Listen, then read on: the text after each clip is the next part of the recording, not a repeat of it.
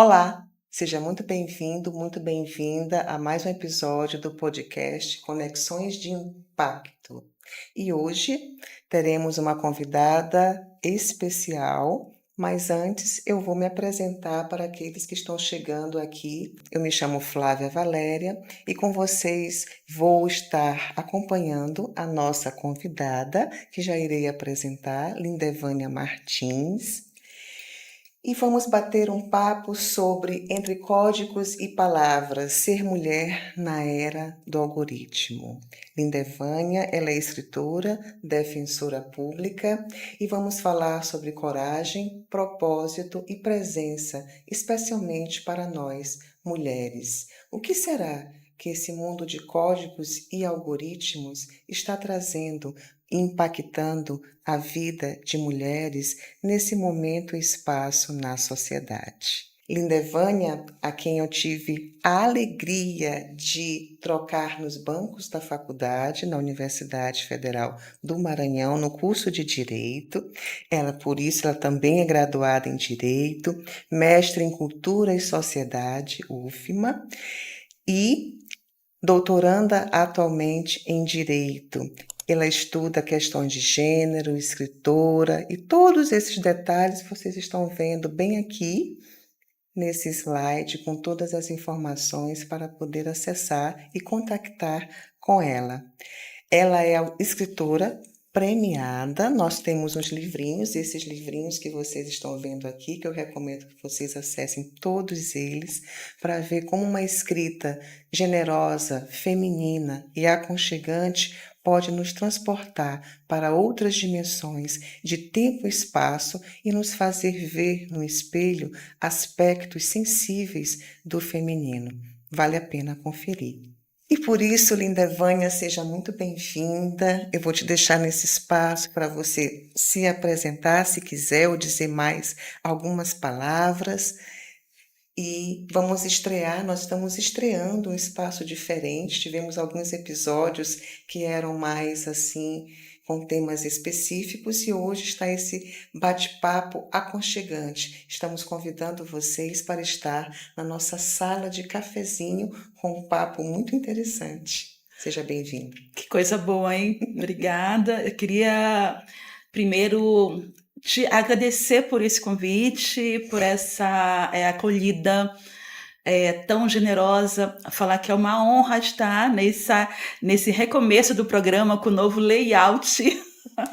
Me sinto privilegiada por estar nesse espaço que você se propõe a trocas profundas, com conexões de impacto e que tem um potencial transformador imenso para a sociedade. Então, esse convite que você faz a quem nos assiste também é feito também a seus convidados, porque quando você propôs esse encontro, essa conversa aqui, e propôs esse tema, isso fez com que vários estilhaços passassem pela minha mente. Então, me fez, tecer, digamos, novas articulações, e isso é muito potente. Então, obrigada.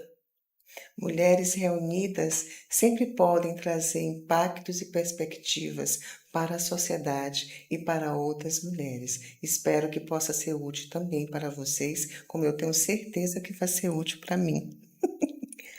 Lindevânia, você que é tão estudiosa pelo seu mestrado e agora doutorado da questão de gênero, da questão do feminino, como você contextualiza ser mulher hoje no século XXI, nesse momento onde estamos tendo desafios geopolíticos, econômicos, onde as mulheres estão conseguindo chegar ao seu espaço, mas a gente está vendo que a gente precisa manter ainda algumas discussões e precisamos avançar em muitas outras.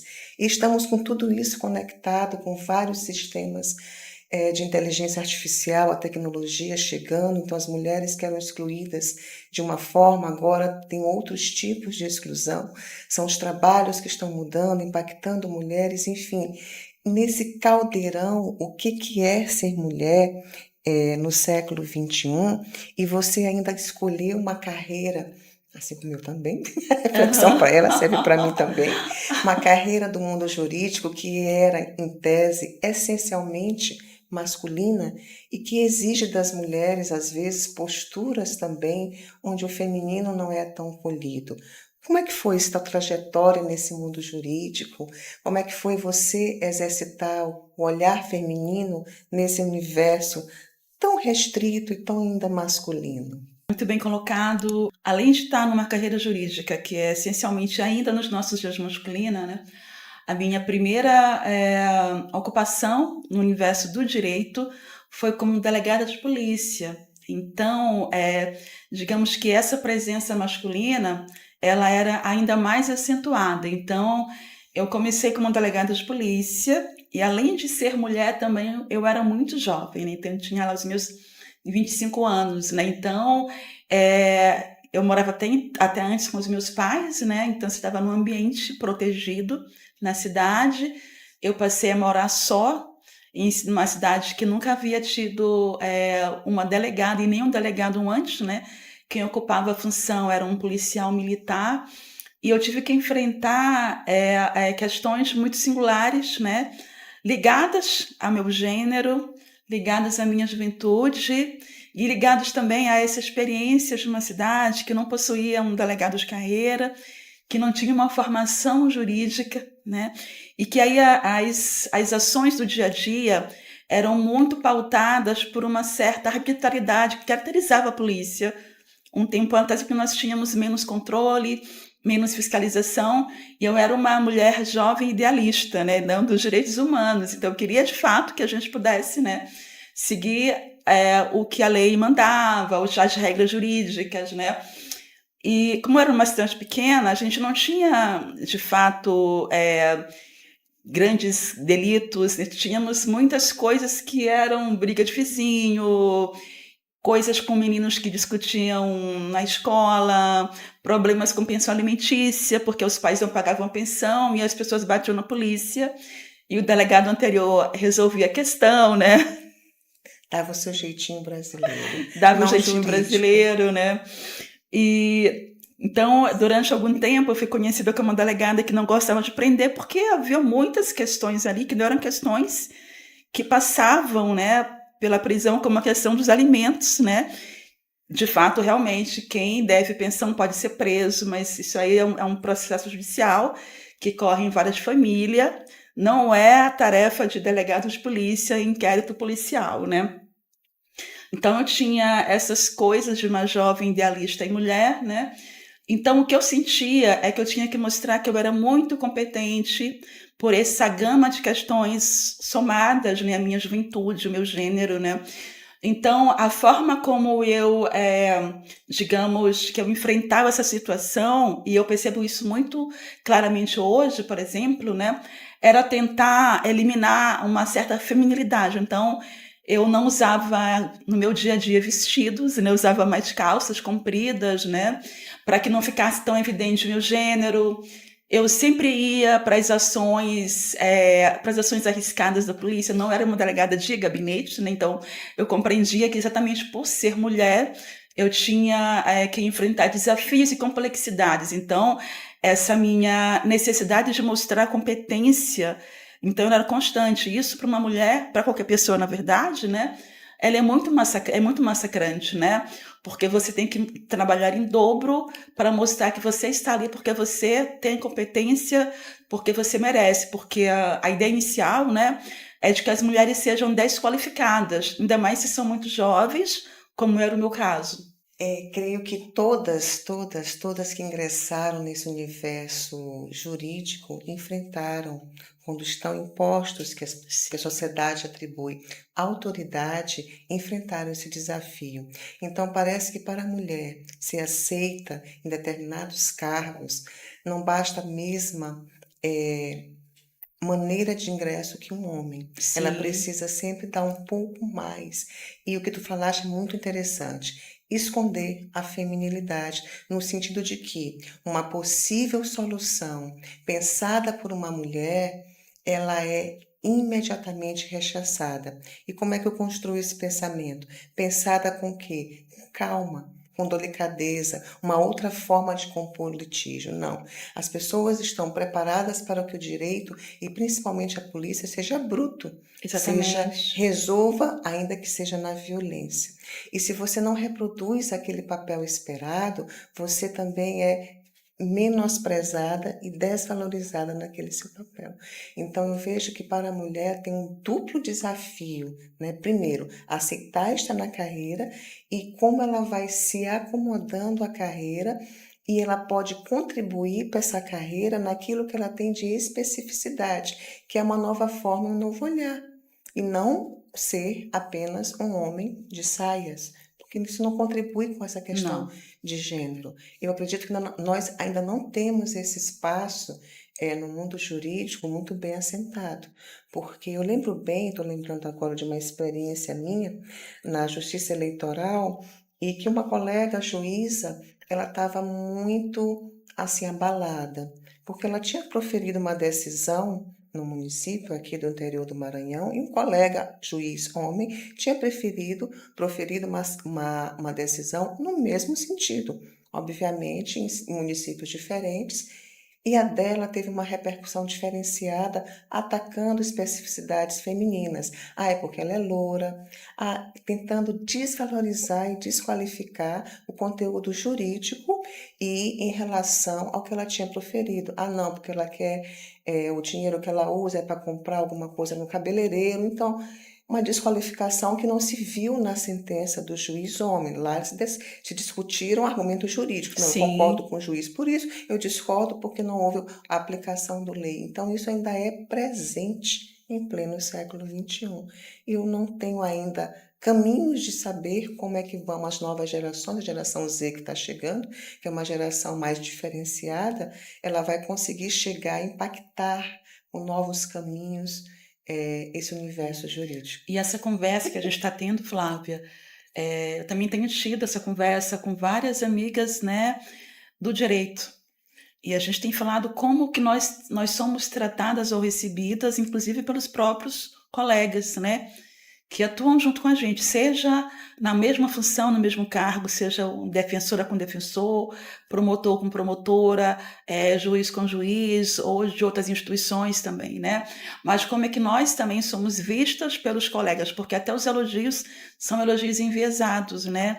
Então, enquanto o homem é elogiado pela sua competência, a mulher é elogiada pela sua beleza.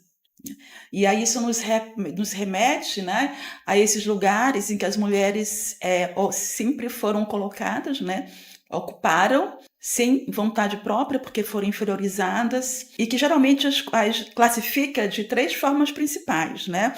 Ou coloca a mulher como sendo a louca, ou coloca a mulher como sendo a vilã, ou coloca a mulher como sendo, né, a inútil.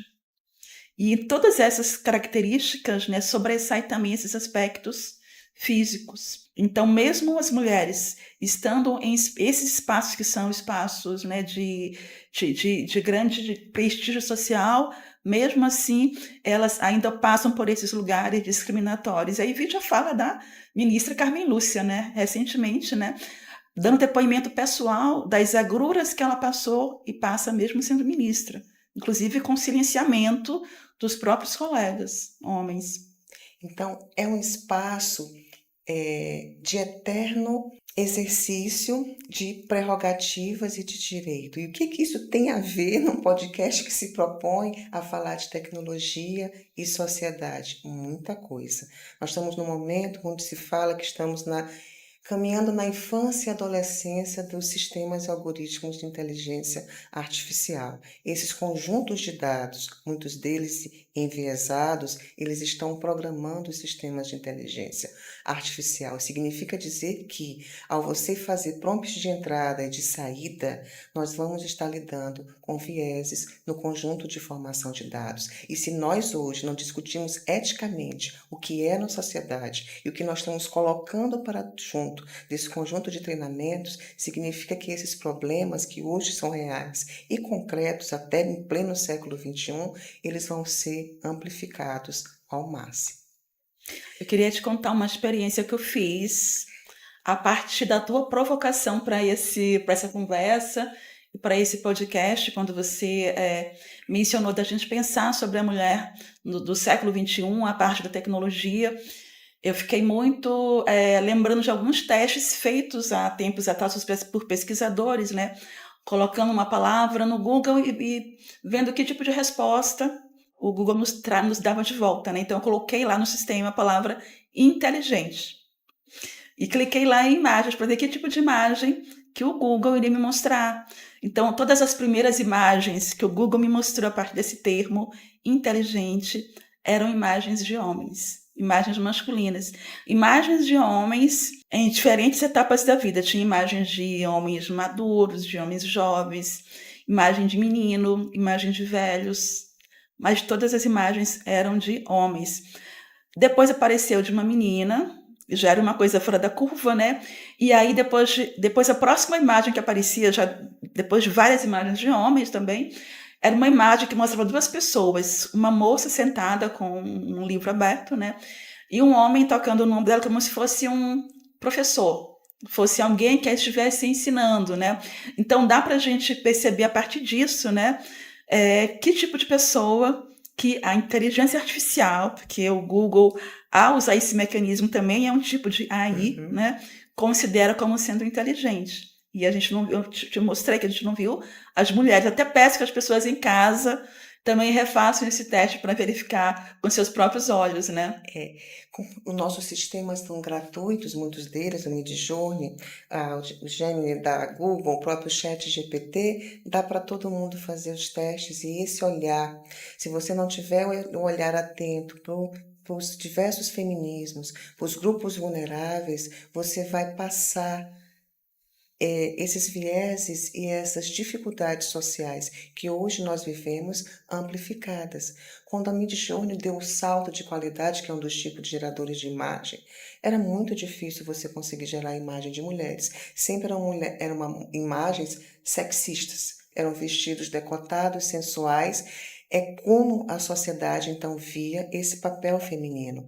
Então, estar nesse lugar, né, de ocupar esse lugar jurídico e ser respeitada como tal, por ser mulher, sem essas vicissitudes de constrangimentos ou de menosprezo, é um processo ainda em construção. E se a gente não entende que os nossos direitos, eles foram conquistados, mas não quer dizer que eles sejam permanentes, ou seja, eles podem ser modificados e podemos ter uma outra curva de descendência, era para todas nós estarmos bastante atentas e fiscalizando os processos legislativos e agora os sistemas de IA, participar dos grupos de ética, entender como esses sistemas estão sendo treinados. Eles estão respeitando ou estão reproduzindo essa sociedade de séculos e séculos que a gente tenta respirar com o exercício de direitos. E nisso, Lindevânia, como a maturidade hoje, tua carreira jurídica já na defensoria, esses anos desde a polícia agora, influencia sobre esse teu olhar de justiça, equidade e cuidado. Como a mulher pode contribuir nesse espaço, nessas carreiras, e como o passar dos anos te blindou para, estamos numa sociedade que, digamos, pode dificultar o papel feminino em alguns momentos, mas mesmo assim encontrei brechas e naveguei. Como foi essa tua experiência? Flávia, eu acho que a maturidade, você avançar nos anos por si só, né, já te traz algo novo, porque você adquire bagagem, repertório, depois de tanta experiência acumulada, né? Eu tenho um trabalho de mais de 25 anos no direito e também de mais de 25 anos uma carreira paralela também na literatura, né? Então, isso também se chama minha bagagem, mas eu diria que eu acho que o meu olhar sobre justiça, sobre equidade, ele se tornou muito mais sensível para as causas de gênero, e aí eu vou também incluir tecnologia, né? Depois que eu estive na Defensoria Pública, atuando no núcleo da mulher e população LGBTQIAPN+, né? Sem dúvida, esse olhar se torna ainda mais sensível para essas questões. Não só pelo trabalho no direito em si, mas também pelo convívio com os movimentos, no convívio com as ativistas e com as comunidades, né? E você está em contato, né, com tantas mulheres em sua diversidade, permite que você também volte para si mesma, para sua própria história e se olhe de modo diferente. Então você ilumina seu próprio passado, ressignifica sua própria história, você percebe na sua própria trajetória momentos que você achou ingenuamente que não significavam nenhum tipo de subalternização de mulheres. Você percebe que sim, que foi algo discriminatório, né? E eu acho também que nós ficamos, eu fiquei em especial, mais atenta à diversidade que existe entre as mulheres, né? Porque quando a gente menciona os algoritmos, né, inteligência artificial, e a gente fala desse treinamento, que é um treinamento de viés muito masculinista, que nos subalterniza ainda e que nos coloca nesse lugar de desqualificação intelectual, né? Mas esse olhar também constrói um estereótipo sobre o que é ser mulher. Então a gente tem uma ideia social do que é ser uma mulher, mesmo no século XXI, mesmo após inúmeros avanços, né? Então, por exemplo, ser mulher, por exemplo, na nossa sociedade, muitas vezes está vinculada à ideia de ser mãe. Então, isso exerce sobre muitas mulheres uma pressão muito grande sobre o seu corpo gigantesca, né? Tanto no sentido de que ela tem que ser mãe e vai submeter a diversos tratamentos de infertilidade, né? Ou no sentido de achar que as mulheres que não são mães são egoístas, né? As próprias pressões estéticas, você mencionou que o algoritmo, as imagens mostram uma mulher como sendo aquela mulher sexualizada, que é objetificada, então são os seios que são demasiados, porque esse é o padrão que agrada a um olhar heterossexual, né? É a mulher que tem as nádegas avantajadas, e isso vai empurrar as mulheres para procedimentos estéticos, muitas vezes colocando sua saúde e sua vida em risco.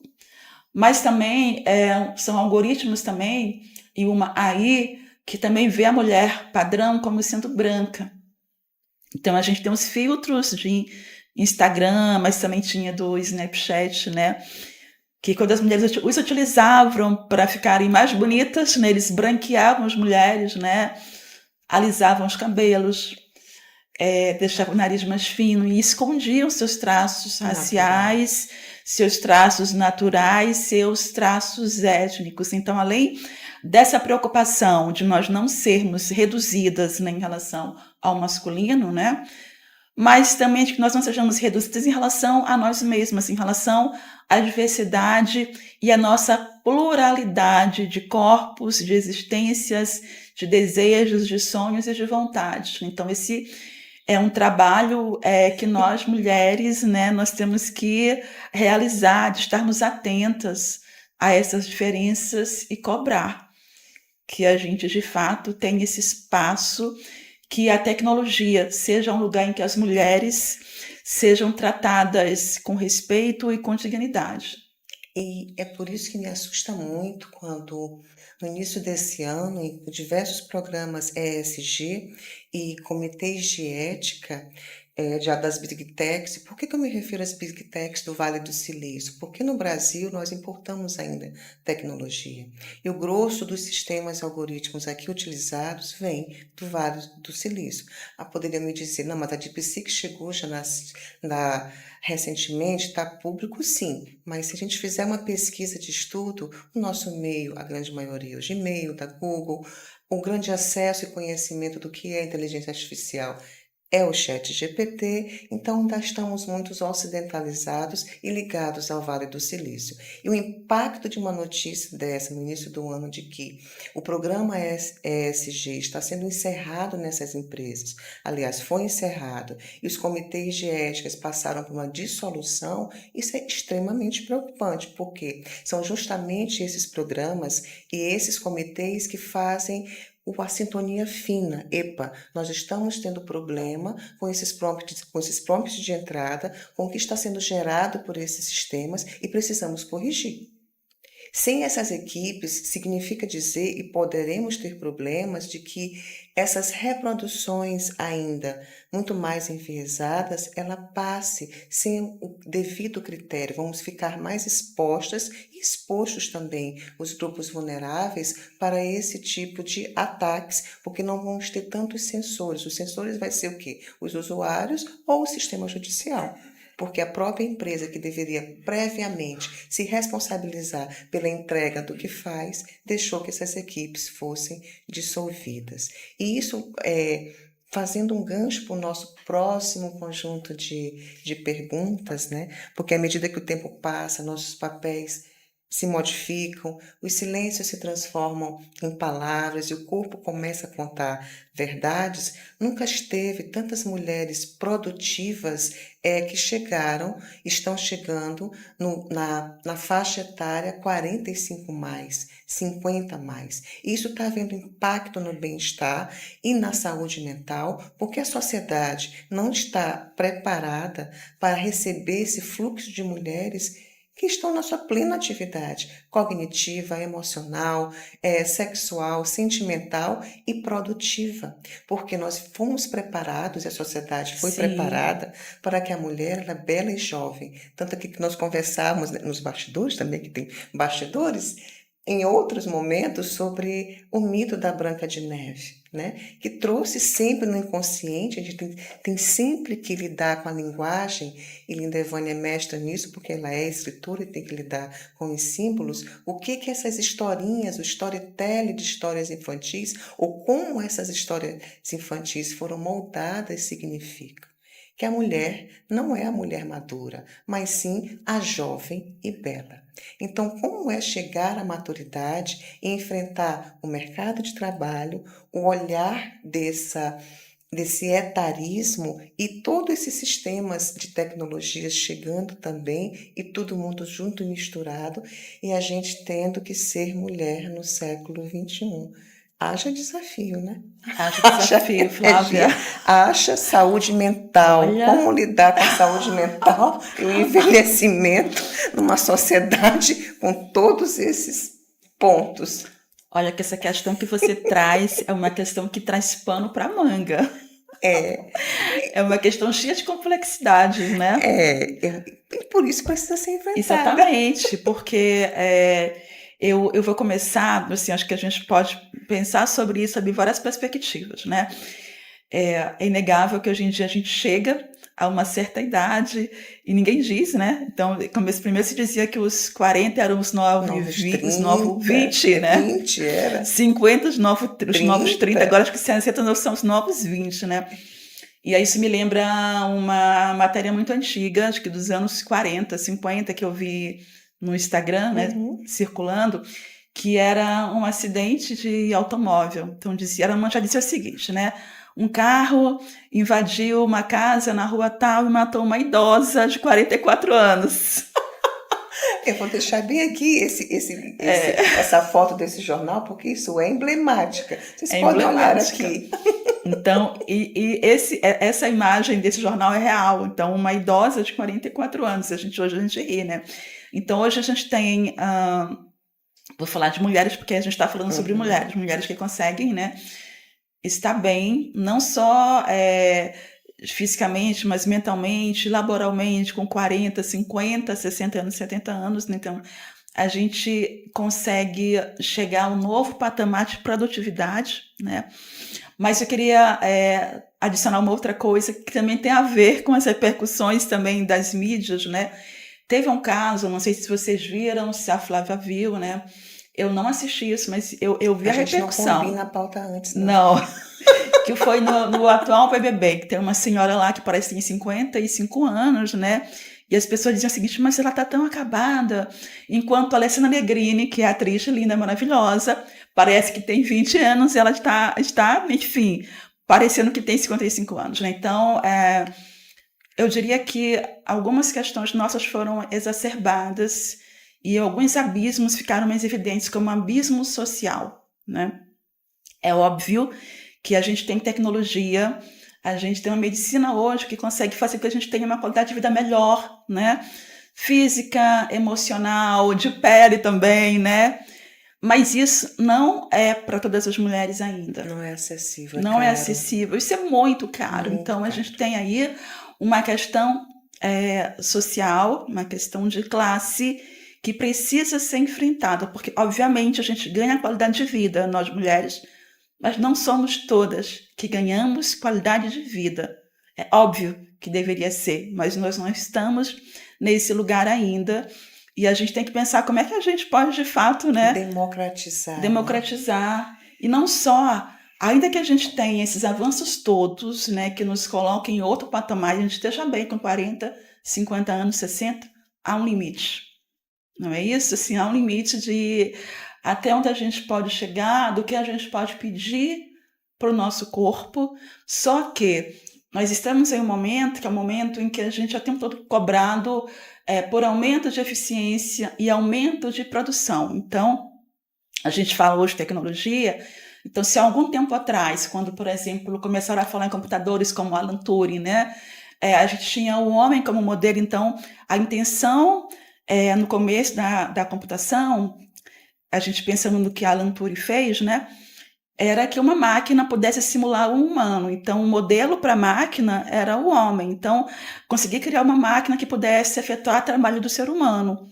Hoje em dia, a gente vê uma inversão. Então, assim, um modelo, o padrão não é mais humano, o padrão é a máquina, né?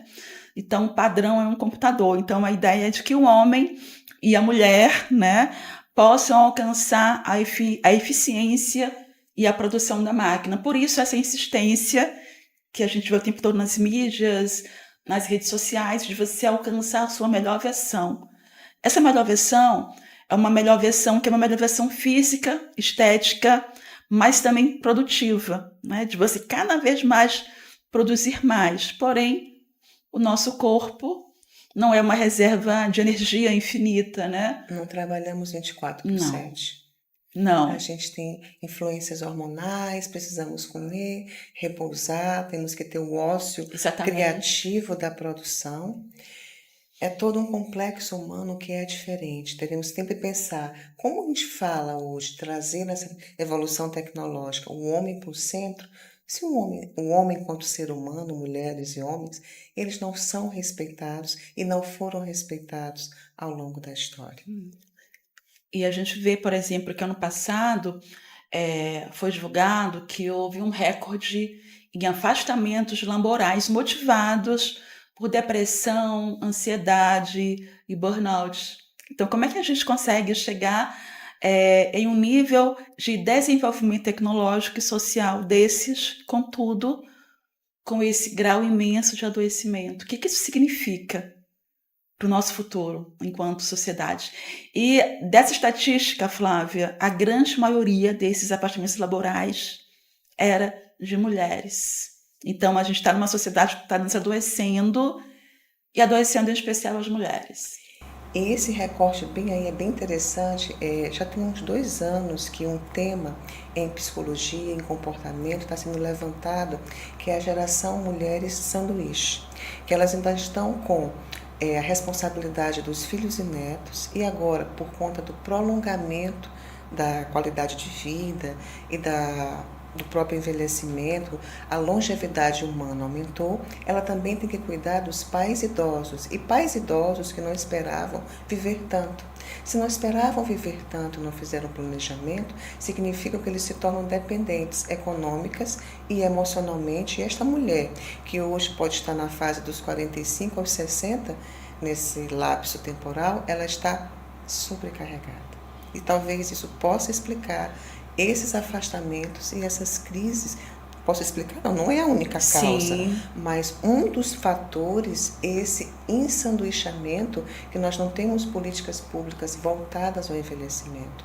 Ou seja, nós temos uma população brasileira que está envelhecendo e que não está preparada para lidar com esses problemas. E as mulheres estão sempre nesse local de cuidar, elas foram postas, Sim. né? A mãe é que materna, ela é o anjo do lar, é ela que cuida a enfermeira naturalmente é uma mulher, ela é que cuida, ela é que trata. Então esse lugar do cuidado, que é um gasto energético, isso dar trabalho, E detalhe, não é toda mulher que tem esse talento e tá tudo certo.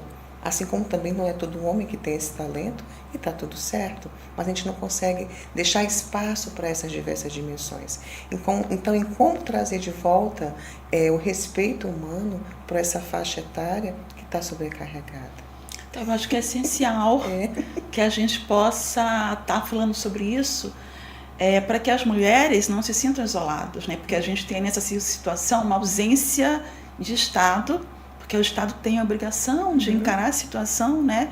E pensar em políticas públicas para uma população que está cada dia mais, né? Envelhecendo, está vivendo mais. Também temos uma ausência masculina, porque o cuidado de fato, né? Ele é delegado exclusivamente às mulheres. A gente percebe nessas famílias, né? A gente percebe quando a gente observa como que as vizinhas elas vivem, né? E as mulheres, por conta da sua educação, que é essa educação para o cuidado, ela tem a tendência de se secundarizar. Então, ela se coloca em segundo plano, porque em primeiro plano tem que estar aquele que vai ser cuidado. E isso é muito arriscado, porque quem cuida de quem cuida, né? Do cuidador, exatamente, né? E eu sempre lembro daquela história do avião da máscara de oxigênio, né? Quando a gente está lá e quando caem as máscaras, dizem, primeiro coloque a máscara em você e depois no seu acompanhante, tem a mesma coisa. Se nós não cuidarmos da gente, nós não seremos capazes de cuidar de ninguém mais, né? É importante que nós, mulheres, a gente possa ter essa consciência, né? Se nós não cuidarmos de nós, em primeiro lugar, nós não poderemos cuidar de mais ninguém, nós não teremos energia nem força para isso. Lindevânia, é muito bom estar contigo, nossas conversas, né, no café. Gente, Lindevânia, a gente às vezes se marca um café, vamos tomar um café para a gente conversar alguma coisa e a conversa vai fluindo. Então, o meu convite para ela foi para compartilhar com vocês os nossos cafés e bate-papos por aí na cidade desses assuntos palpitantes e interessantes. E adoro também, porque elas sabiam que ela foi pesquisadora de tecnologia e escrita, e é justamente esse ponto que a gente vai fazer a conexão. Algoritmos e a IA. Afinal de contas, nós estamos falando da mulher no século XXI. O que você espera, Lindevânia, para as mulheres da próxima geração? Quais são os desafios que devemos ficar atentas nesse momento assim tão disruptivo, onde os sistemas estão sendo treinados, mas ainda não superamos algumas questões do feminismo estrutural, das violências simbólicas e físicas e reais. Precisamos ter meninas estudando mais, enfim, como a mulher no século XXI frente à tecnologia. Eu acho que você também fez um conto, né? Sobre isso de inteligência artificial, ou estava em vias de tentar elaborar. Como foi isso para ti, essa construção como escritora, como mulher, e como ser presente no século XXI? Então, essas minhas inquietações com o ser humano, como mulher, essas minhas inquietações no mundo, elas sempre perpassam os meus textos literários, né? E eu percebi com o tempo que escrever, na verdade, era a minha forma de estar pensando, de estar refletindo e de tentar responder algumas questões que para mim eram muito importantes e desafiadoras, que me inquietavam, né? Então eu acho que uma tarefa nossa como mulheres, minha, sua, de quem nos assiste, para os homens também, é perceber que a tecnologia não é neutra. Então, ela nos propõe formas de percepção e de estar no mundo muito específicas. Então, a gente tem visto ultimamente, lido muito sobre como que a gente está num momento de aceleração de tudo, né? Do tempo, do mundo. E isso faz com que a gente esteja no modo muito automático. A gente tem perdido a concentração e o foco. Isso que eu te falo, Flávia, não é uma coisa que eu estou te falando do nada, né? Se vocês forem pesquisar, tem muitos artigos acadêmicos e muitos livros tratando sobre isso, né? Aí você falou em literatura, uma pesquisa que saiu agora, são os retratos da leitura no Brasil, mostrou que as pessoas cada vez leem menos, né? Nós temos outras pesquisas feitas a nível mundial que mostram que as pessoas cada vez mais passam tempo em telas e que elas não conseguem ficar muito tempo focadas em uma tarefa apenas, né? Então, a tecnologia, ela nos trouxe facilidades, mas também nos trouxe problemas como esse, né? Então, se a gente não consegue focar, se a gente não consegue aprofundar, como é que a gente vai perceber as coisas que nos limitam e que nos oprimem no mundo? Especialmente nós que somos mulheres e que temos ainda um longo caminho a percorrer em busca de respeito e de igualdade. Então é preciso que a gente fique sempre atentas, né? E que a gente também busque ocupar esses espaços, que as mulheres também possam estar nesse local, né, de criação de novas tecnologias, né, nos espaços de poder, para que as suas perspectivas possam ser valorizadas e integrem esse mundo novo. Estou sentindo falta também de políticas públicas e de um debate assim mais horizontal. Eu tenho visto que mulheres e a literacia digital precisam ainda fazer um reencontro. A literacia digital, na verdade, todo e qualquer cidadão habitante do planeta Terra nesse momento, nesse tempo e espaço. Mas no Brasil, por não ser um desenvolvedor de tecnologia e sim mais um consumidor, tanto que falamos hoje em colonialismo de dados, tecnofeudalismo, o impacto para essa mulher que não está ainda se adentrando nesses temas e se preparando até mesmo a nível de carreira. Como eu vou fazer uma transição de carreira se esses sistemas, tanto de IA ou não sem IA, uma automatização, tende a suprimir o trabalho automatizado? Como uma mulher que está hoje com 35, 40, 45, mais 60, 70, que já falamos como estamos produtivas e ainda bem, pode se reinventar a cada momento nesse mundo que é tecnológico. Então aquela coisa de que eu sou analógica, eu não gosto disso, talvez seja uma pausa para reflexão de que é preciso sim fazer uma paz, fazer um namoro, um casamento com esse pensamento algoritmo que pode sim ajudar a impactar a vida de todas e a trazer desde as meninas, né? Aquela coisa que a gente fala do machismo estrutural, onde os papéis, né, que são postos na criação de meninos e meninas, como se meninas tivessem uma linha de pensamento e fosse melhor para certas carreiras como outra, né? Se assim fosse, coitadinha da Marie Curie, não teríamos a nossa Nobel, né? Ganhou mais 2 Nobels como pesquisadora e referência em ciência. Então, o lugar de menina é onde ela quiser. Sim. Eu acredito que estimular meninas para as ciências STEAM pode ser de grande valia para que esses olhares possam ser inseridos na sociedade e agora nessa sociedade algorítmica. Então eu vejo muito, pegando nesse nosso ganchinho de conversa, que as mulheres precisam participar mais dos espaços de debate, de proteção de dados, do porquê que as deepfakes o objetivo são mulheres, né? Aquela questão da sensualização, da violência política, porque o alvo são meninas e mulheres muito mais do que homens. Isso é o nosso viés histórico desse machismo que chega. Então essas discussões precisam estar no dia a dia, porque ainda somos alvo muito mais do que o gênero masculino, e sem esse debate, sem essa conversa, nós vamos tender a perpetuar esses espaços agora com esses sistemas algoritmos. Enfim, a inteligência artificial é um desafio para a mulher. Eu acho que a melhor maneira, entendo que a melhor maneira é com a educação e a literacia digital. Você está disponível? Fala, Flávia, acho importantíssimo, né? As mulheres estarem ocupando certos espaços estratégicos, né? E também de que elas conheçam o que existe hoje à sua disposição, né? Porque quando tu falaste em deepfake, né, fui defensora da mulher por quase 10 anos, né? E na minha prática na defensoria pública era muito comum a gente receber mulheres que estavam ali porque elas tiveram a sua intimidade violada, devassada. Então nós tivemos vídeos íntimos que foram vazados em grupos de WhatsApp, que foram publicados em sites pornô de internet, né? E agora a gente tem deepfake, né?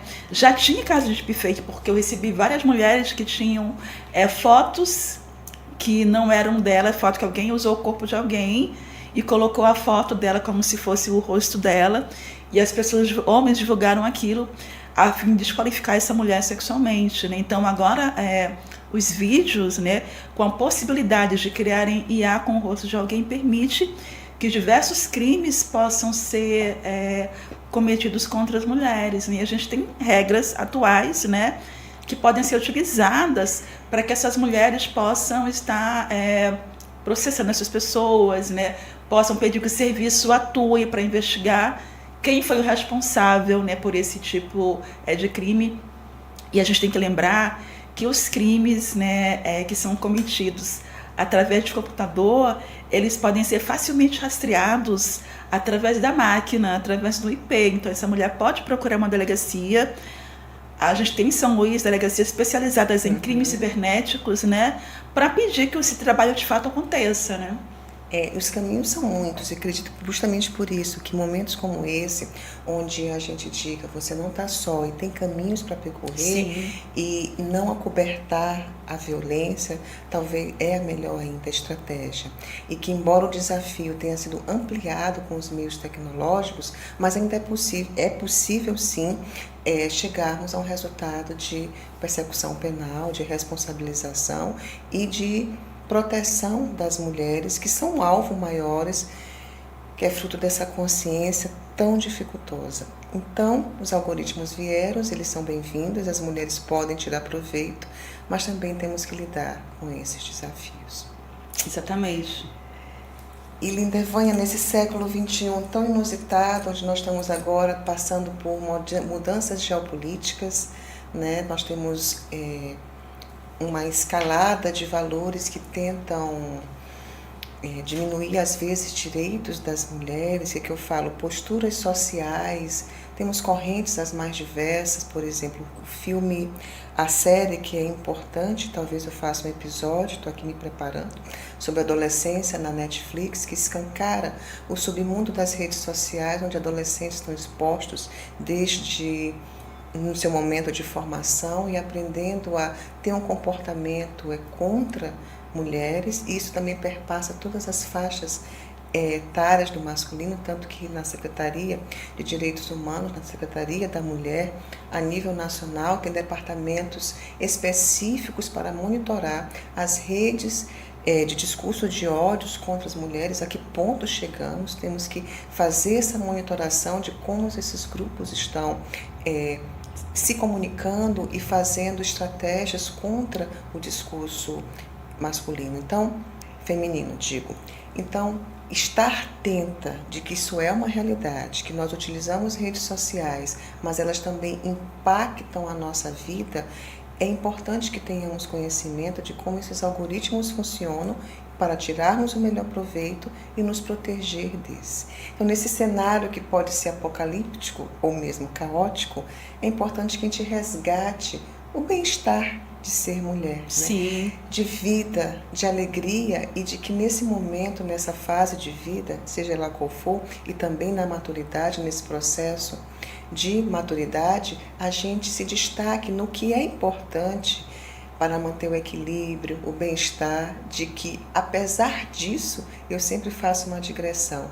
Gente, o mundo sempre foi complexo, né? Se nós estamos vivendo complexidade hoje, imagina como era você ser habitante da Ásia Menor no século XII, XIII, que estava sempre invadido pelas invasões mongóis. Não deveria ser fácil nem dormir nem acordar. Então, a humanidade sempre foi submetida a estressores e faz parte da história humana. E nós estamos também vivendo com alguns estressores, por vezes uns mais potentes, outros não tão potentes, mas a gente tem que buscar um equilíbrio apesar disso, Sim. para continuarmos. E o que te faz manter o equilíbrio emocional no dia a dia com essa notícia, você sendo demandada para ficar ainda superativa, produtiva, cuidar da beleza, cuidar do feminino, como é ainda manter o equilíbrio da saúde mental tão em voga hoje?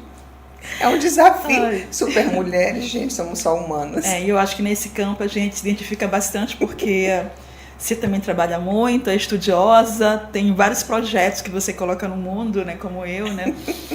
E eu acho que a minha forma principal, que é a forma que eu mais utilizo, que me traz, digamos, acho que me oxigena, me traz alegria e me traz prazer através da arte, em especial da literatura, Eu também.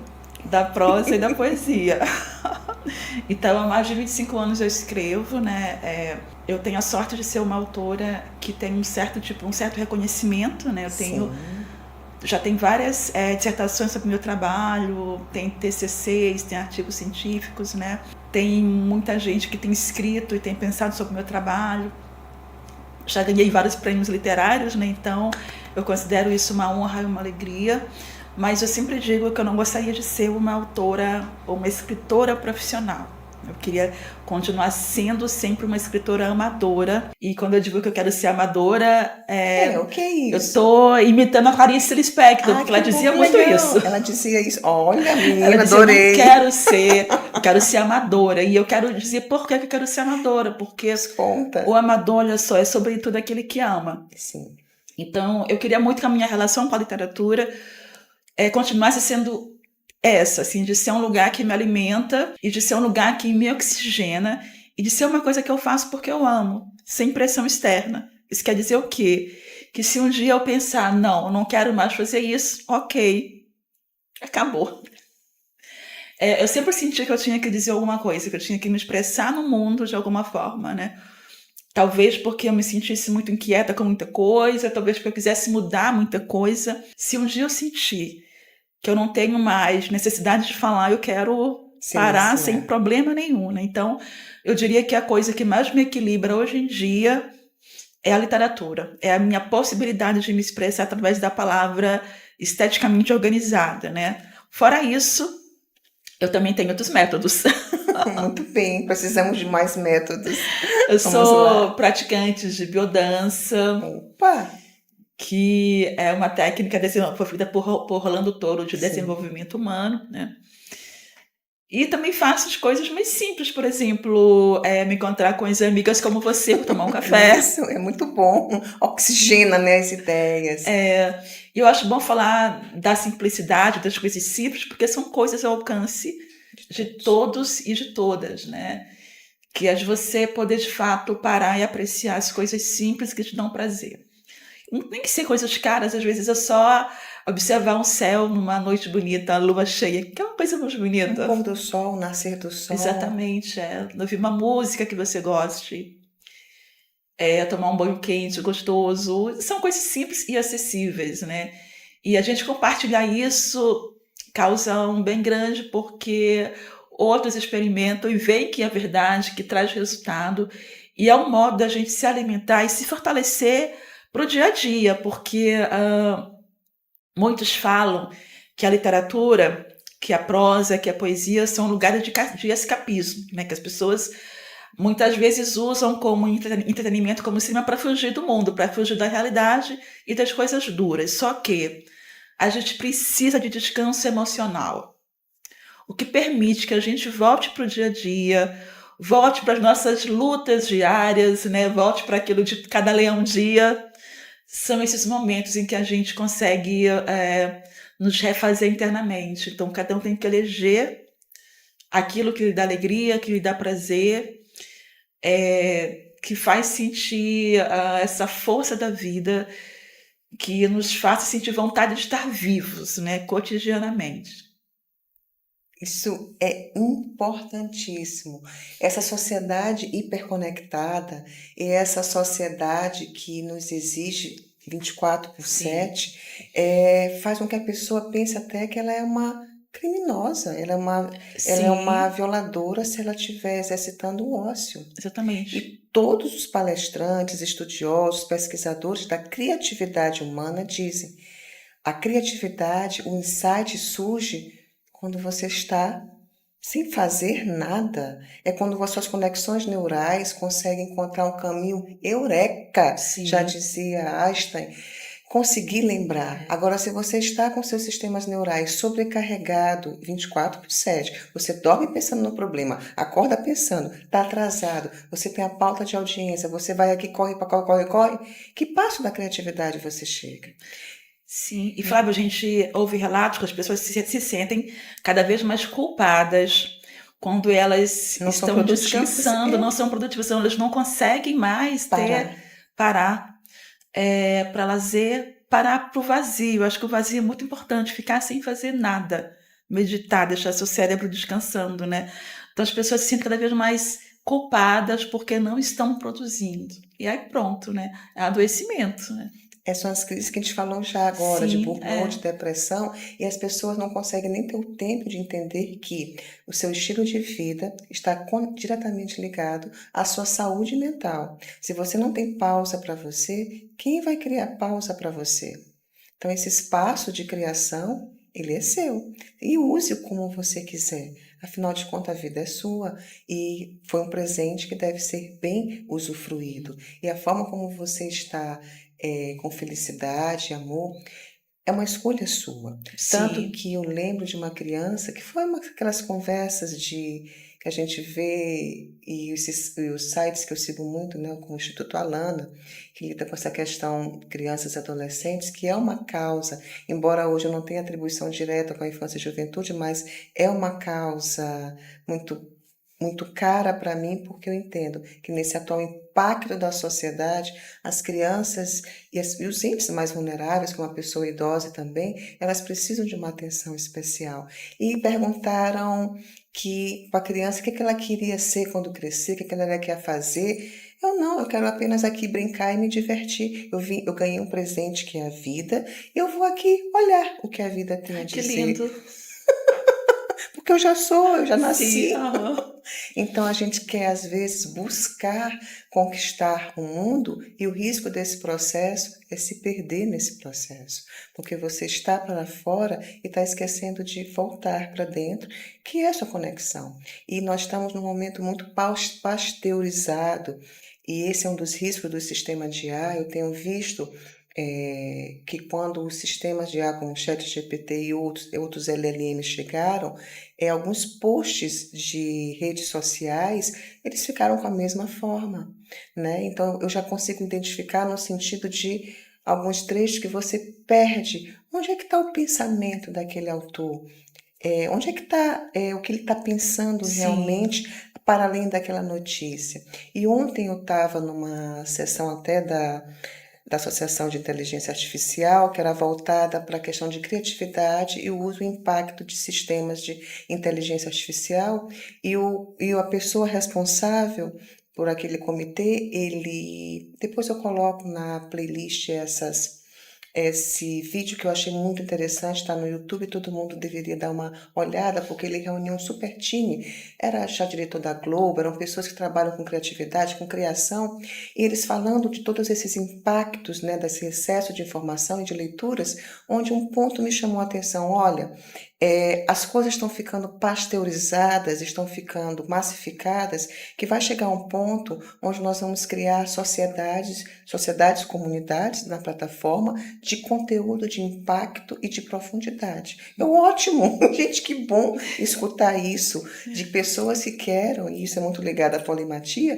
que querem falar de conteúdos que sejam profundos Sim. e que sejam autorais. Porque se você deixa que esses sistemas falem por você, vai ficar tudo muito igual, muito pasteurizado. É uma mesma fala, um mesmo ritmo de linguagem e você se perde de si. Como é a tua voz, como é a tua expressão, como a gente vê alguns autores literários. Quando eu leio o texto da Lindevânia, eu sei, isso é dela. Quando eu leio um outro autor, é dela. E agora você coloca um prompt, olha, escreva esse artigo como se fosse a Lindevânia falando. Mas e você? Nessa Sim. criatividade, não perca essa forma de criar e produzir e entregar coisas no mundo. Esse talvez seja um risco em busca dessa nossa felicidade, esse reencontro com a gente mesmo. Isso que você fala, de cada vez termos mais informação, isso é um dado que é muito preocupante, né? Porque a gente percebe que todos nós, todas nós somos cobrados para que a gente saiba o que está ocorrendo no mundo, não é isso? Só que a gente não dá conta. Então a gente vai ficar o tempo todo rolando tela, 2, 3, 4 segundos rolando tela, você vai ver alguma coisa só por cima, superficialmente, vai interpretar de modo impulsivo, né? E de modo até irresponsável, e vai tirar conclusões precipitadas e que não tem nada a ver com o que de fato está acontecendo, né? Esse é o risco a gente não conseguir aprofundar. Fora de que a gente perde muito também, você mencionou arte, Flávia, né? No que se refere à arte. Meus amigos músicos, a gente tem visto também isso, eles têm uma pressão de que as músicas têm que ficar cada vez menores, né? Então, agora tem que ser 3 minutos, né? Caber no TikTok. Para poder caber no TikTok, né? Eu sou escritora, eu faço muita oficina de escrita, porque eu gosto de estar com os colegas para poder conhecer novas técnicas, né? E a gente vê muita gente comentando assim, olha, o leitor não tem tempo, então escreva rápido, a ação tem que acontecer logo, tem que desenvolver o personagem. Eu gosto de uma ação que ocorre de modo mais lento. Gosto de escrever com calma e quero que os meus leitores possam ler com calma, né? Mas Deleitar. exatamente, porque a leitura tem um tempo de fruição. Você tem que ler e digerir o conteúdo, né? Como isso é possível em um tempo acelerado, né? Isso muda a nossa mentalidade, porque a gente acaba ficando viciado em consumir informação rápida, isso não é conhecimento, é mera informação sem aprofundamento. E sem ter bases e raízes. Eu vejo muitos colegas que estão fazendo, enfim, pós-graduação, mestrado, doutorado. Flávia, o professor passou 5 textos, não vou ter tempo em ler nenhum. Subiu o PDF em algum sistema de IA para me dar o resumo. Ok, ele te relacionou alguns itens, mas como é que foi a construção que aquele autor fez, os links, as interfaces históricas, e como isso bate no teu arquivo pessoal de conhecimento e que você vai fazer aquela misturinha alquímica e entregar para o mundo. E Flávia, a gente está no momento ainda que as AIs, elas ainda não têm competência para criar um super texto, né, fidedigno, como deveria ser. Eu quero dizer o que é a partir disso, né? Se a pessoa não conhece o autor original, ela vai comprar que aquilo que ela está lendo e que ela pediu que fosse feito de acordo com o autor tal, realmente né? Mas quem conhece percebe e sabe que não é, porque eu já fiz vários testes com amigos, né? Pedindo para ir escrever um texto, assim como se fosse, por exemplo, um filósofo francês, Deleuze, né? Aí meu amigo filósofo foi ver comigo, não, Lindevane, isso aqui tá errado, não é especialista em Deleuze, não pode ser, né? Uma amiga minha que é defensora pública fez um teste, pediu para escrever uma apelação, né, num processo civil, né? Nessa ação, Flávia, não existiam alegações finais da parte contrária do advogado, né? Quando a escreveu a apelação, aí criou uma apelação inexistente. Você está entendendo os riscos, né? Profundos, né? E aí a pessoa não tem base, né? A pessoa não checa. Isso também abre espaço para fake news, né? Isso que abre espaço para fake news. A pessoa não tem base, está sendo ingênuo também, não está usando de senso crítico, está abrindo mão da sua inteligência e embarca nessa. É uma furada, como dizem, né? É uma furada e muito perigosa. Muito perigosa. Gente, eu vou deixar a deixa para a Lindevane, ela é mestranda, ela é especializada em sociedade e cultura, então você já sabe, quando a gente conversar de fake news e desinformação, quem a gente vai convidar, né? Para aprofundar esse tema e podermos dar esse enfoque que é muito importante sobre o que é dado, o que é informação, o que é conhecimento e o que é sabedoria de tudo isso e como isso, os vieses, as bolhas de conhecimento, de informação, né, as brainets, como isso funciona com aqueles links de reforço com a gente. É muito pano para manga. Lindevânia, é maravilhoso estar contigo, foi muito bom. Queria que você deixasse sua... Mas calma, ela vai voltar. Queria que você deixasse sua mensagem, suas dicas de leitura, como estimular essa mulher hoje que está em busca de criatividade, de lazer, de uma nova dimensão, a ler. a ter um tempo consigo mesmo, de menos tela, né? Eu falei outro dia no episódio sobre menos telas, o Pitico das Telas para a primeira infância, então também para todas as idades e para as mulheres, menos telas, menos dopaminas rápidas e mais conteúdo de qualidade, e como ler outras mulheres, né? Para que a gente possa ter nessa perspectiva maior, ampliar nosso significado e potência no mundo. Flávia, eu acho que uma coisa que sempre atrai nossa atenção é a gente ler e tomar contato através da arte do nosso próprio universo. Então, eu incentivo as mulheres fortemente a lerem autoras mulheres, a buscarem obras de mulheres no cinema, no direito, nos podcasts, porque nesses lugares as mulheres vão encontrar reflexões que falam sobre quem elas são e sobre seu universo. Elas vão encontrar experiências que vão ajudá-la a se fortalecer e a buscar esses espaços de maior respeito, de maior dignidade, de criatividade, de recolocação laboral. E eu acho que isso é de suma importância. Você falou muito sobre maturidade e eu queria adicionar uma coisa que eu acho que eu aprendi com a minha maturidade, com o tempo, que é valorizar exatamente isso, valorizar o tempo, essa experiência laboral. Eu acho que eu aprendi que a coisa que eu tenho de mais valiosa é o tempo. Sim. Eu atualmente tenho 52 anos. E quando eu olho para trás, eu penso que talvez eu tenha, né, mais tempo já vivido do que tempo por viver. Ok, faz parte da vida, né?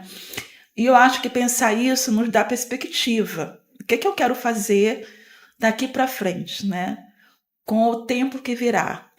Eu quero fazer escolhas mais sábias, né? Então eu acho importante que a gente se apoie na experiência de outras mulheres para a gente poder escolher os nossos caminhos, né? E, se você me permitir, com certeza, eu gostaria muito de ler uma poesia, de ler um poema meu. Vamos ser brindadas, que para maravilha! Você, Ai, que bom! E para seu público. Esse poema se chama Receita para Voar. E ele fala muito sobre isso, sobre essa experiência de vida e sobre essa experiência de tempo, de corpo presente, de finitude. Receita para voar. É experimentar o desequilíbrio sobre o fio de arame, estendido entre duas pontas. Daí, espiar o abismo, desafiar a gravidade, pois um corpo será sempre um corpo, com seu peso e suas sombras. Saber que as asas que decoram tuas costas são vistas apenas pelos que conhecem os mistérios e os encantos das fronteiras, ser humano e ser bicho, ser mulher e ser pássaro, híbrida entre chão e vento. E quando a hora fatídica chegar e teus pés errarem o arame, os que vêm pouco te verão cair, enquanto esse corpo flutua acima das nuvens. Obrigada pelo convite. Que lindo. Foi um encontro, um café maravilhoso, adorei. Ai, nós fizemos um pequeno stop e tomamos um cafezinho com torradinhas.